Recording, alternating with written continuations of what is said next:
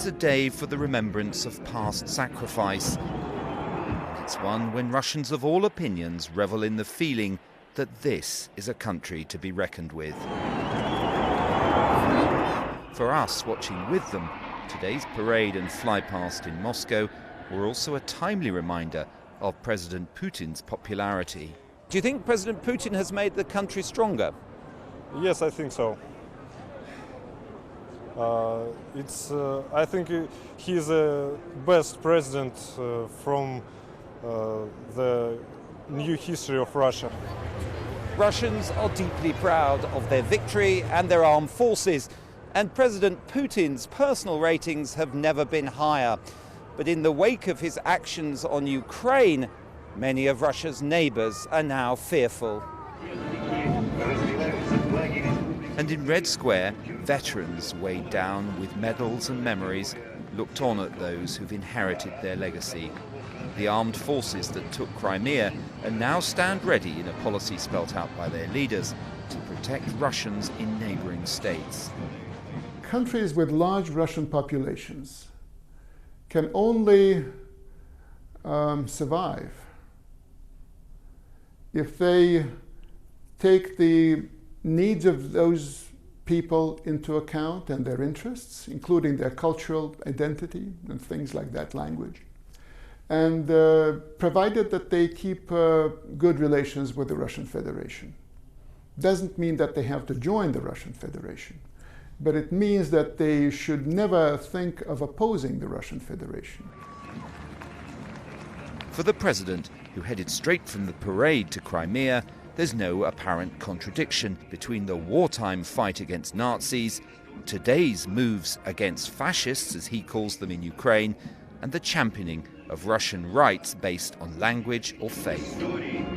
Ultra-nationalists here have backed Putin enthusiastically and say that if the Baltic or other former Soviet republics now worry, that's a bonus. It's very good that they are worried, because we are worried about millions of non-citizens, Russian, who speak Russian and who are Russians. They are non-citizens. They have no passports. They have no any права. Rights in Baltic republics. Firstly, Baltic republics should make a decision that Russians in Baltic republics must be citizens, and then they will not worry about anything. The park of economic achievements bears witness to the failure of the Soviet model. No amount of Stakhanovite workers could save it from bankruptcy and breakup. Right now, and I came in politics in 2000. I met Ilya Yashin, a rising figure in the beleaguered opposition, to get his take on the role in Putin's new ideology of symbols, like the St. George ribbon, which is everywhere now. You know, I respect this symbol, because for me it is a still symbol of the great victory. But I see that for many people in Russia, in Kiev, in Baltic countries, it's a symbol of aggressive of Russia. Will he succeed in creating what you might call a new Russian nationalism, or will people be resistant? Because right now he's very popular in the polls. Putin is not about empire actually. Putin just about money. Putin just about oligarchs. Putin just about his friends oligarchs. And actually, you know, Putin really wants to rule like Stalin, but actually he wants to live like Abramovich, and you cannot have this and this in the same time. Down in Crimea, President Putin launched himself into more displays of might at sea and in the air. Much of the world may regard Russia's annexation as illegal, so Russian officials have faced sanctions as a result. But the president's message to Crimeans was that together they would weather it. There is a lot of work in front of us, but me and you will overcome all difficulties, because we are together, and that means we have become even more powerful. Happy Victory Day. If some go too far in this heady atmosphere of nationalism and post-Soviet nostalgia, well, perhaps that's to be expected.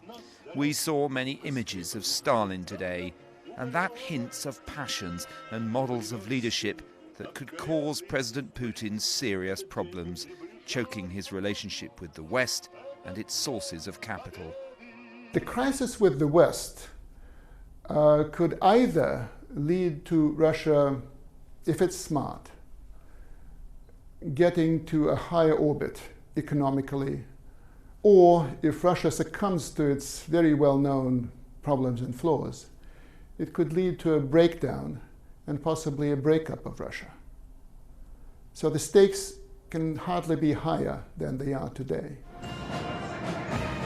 The president's actions in Ukraine have already produced economic consequences, and if the Victory Day party isn't to be followed by a national hangover that could last years, Mr. Putin will need every ounce of his political skill.